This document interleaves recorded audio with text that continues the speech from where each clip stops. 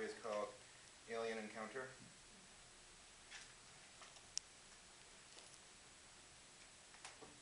I've been watching and studying the subject intently for several days now. Its ways seem to be non-hostile, though it has not yet shown any signs of noticing me. There's no telling what will happen if it ever does. It's easy for me to blend in unnoticed in these surroundings and observe the creature from a distance. Currently, the creature appears to be engaging in a fervent conversation with several others of its own kind. Its ways are so strange and foreign to me. I never cease to marvel at the wonderful paradoxes that can be found in every corner of creation. The alien is so beautiful, yet so mysterious. So fascinating and so intimidating. Perhaps one day soon I will attempt to establish contact. For now, though, I will simply continue to observe the alien from the safety of obscurity in my surroundings. He sat on one of the cushioned seats in the wide-open area of the computer lab, appearing nonchalant to the random passerby, but secretly struggling with a wide assortment of conflicting thoughts and emotions. His dark blue backpack and the 3-ring binder full of tomorrow's homework occupied the seat next to him. Reaching up to adjust his shirt collar for the dozenth time in the past 5 minutes, he glanced casually down at the binder and the backpack. Naturally, they were in the exact same position where they had been the last time he had checked. He hadn't really needed to glance down at them at all. He pushed his glasses back into place and looked with longing across the room to where the real focus of his attention sat. A hand on his shoulder interrupted his thoughts. He turned around somewhat nervously and was relieved to see only a friend from class. "Hey," said his friend, "what's up?" "Nothing," was his reply. "Just, working on some homework." "Yeah?" asked his friend. "Yeah." "Cool." He paused for a second and then added, "Hey, isn't that girl from class over there?" "Oh, is it?" He pretended he had not already noticed, but turned his eyes back over to the girl once again. Yeah, I guess it is." "You should go talk to her," his friend said with a grin. His heart started beating a little harder. Maybe I will later." "No, you should do it now. She likes you." He looked up at his friend. "You really think so?" "Yeah," he said, "go ahead." "Well, I don't know." I continued to observe the subject from afar. Its beauty and mystery fascinated me. I am intrigued by the concept of establishing communication, but I remain hesitant, afraid even. Naturally, there is great potential gain, yet there is also great risk, and it is that risk which causes me to fear. What if the creature turns out to be hostile? What if I try to approach and it remains cold and distant? What if my communication skills are insufficient for bridging the gap between our two vastly different species? There are so many factors to consider. The creature is a few mere yards away from me, and yet we are worlds apart. One of my comrades in this mission is telling me to go approach the creature. He says that its reactions will most likely not be hostile, but it is difficult for me to know for sure. My intellect tells me to trust him. He's had more experience with the aliens than I have, after all. The danger will be great, but that should not stop me. Great advancements for man and mankind have never been made without potential danger. Perhaps I really should go approach the creature and simply brave whatever consequences may follow. Perhaps I will. "Come on," said the friend. "What's the worst that could happen?"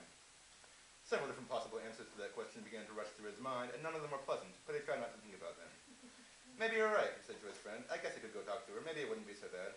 "It won't," his friend promised. "Go ahead, do it." Another moment of hesitation. "I can't." "Yes, you can." "Yes, I can." "It's not that big a deal." "It's not that big a deal," he repeated, trying to sound confident, slowly and cautiously standing up from the comfort and safety of the cushioned chair in the middle of the computer lab. "No, it's really not." "Good luck," said his friend, giving him an encouraging pat on the back. "Thanks," he said. "I'll need it." He turned, faced the direction of where the girl was sitting, and gradually began to walk. "This is it. My mind is made up. It's now or never, do or die. This is the moment when I will either establish successful contact with the alien creature, or fail in my attempt to do so. I have departed from the safety of my obscure surroundings, and am in the process of making my way across the planet's surface to the creature's location. It's only a few small steps, but really it's like a giant leap. My breathing is deep. This is the moment I have both wished for and dreaded. Here goes nothing." "Hey!" His heart was beating rapidly, and he wondered how he had ever managed to get the word out of his mouth. But somehow he had, and there was no going back now. The girl turned her head from the computer screen she had been studying toward the boy who had just greeted her.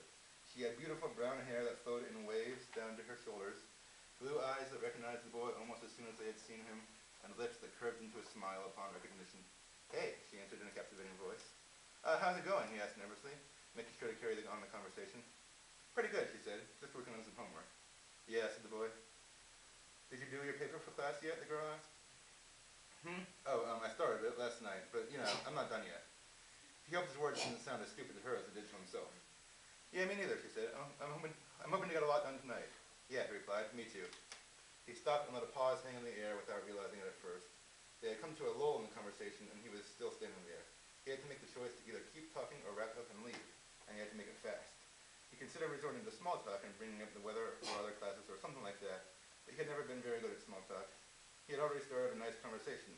Even though he was scared, he didn't want to leave. Only one other option came to his mind, but he couldn't possibly do it. Could he? Yes, he could. He had come this far. No use backing down now. Like he had told himself, it was now or never. Do or die. One giant leap, this was it. Hey, he began again, his mind screaming at him to back out right away. The girl asked. She had begun to tilt her head back to the screen, but now her full attention was on him again. The boy stammered. Well, I was wondering if, maybe... Her expression was curious and patient, but it demanded a conclusion to his sentence. There was no way out. I was wondering if maybe you would like to go have dinner sometime. With me. Like, with you and me eating dinner together, if you want. He had done the impossible, but it wasn't over. This was it indeed. He dreaded her imminent response, having every confidence that it would shatter all of his vain hopes and efforts. I like that, the girl said with a smile. The boy looked up. Had he heard her correctly? You would, he asked. Yeah, she said sincerely. I would. Great, the boy exclaimed after a brief pause of disbelief, which began to give way to overwhelming hope and excitement. I like it too. She giggled. The boy realized that the ball was still in his court. So how about tomorrow at 7? I can pick you up from your dorm and we can go somewhere to eat. That sounds great, said the girl. I'll be ready at 7. Great, the boy said again. I'll see you then. See you, she said, with one last irresistible smile. The boy turned and walked away, barely believing what he had just done and how it had turned out. His heart was still pounding heavily, and he was wearing the biggest smile he had worn in a long, long time. I am pleased to report that the communications mission was a complete success. I ventured out earlier today, engaged the alien in conversation, and managed to receive a favorable response. I have set up a further appointment for tomorrow evening so that the alien and I will be able to spend more time together and learn even more about each other. Until then, I greatly look forward to tomorrow night.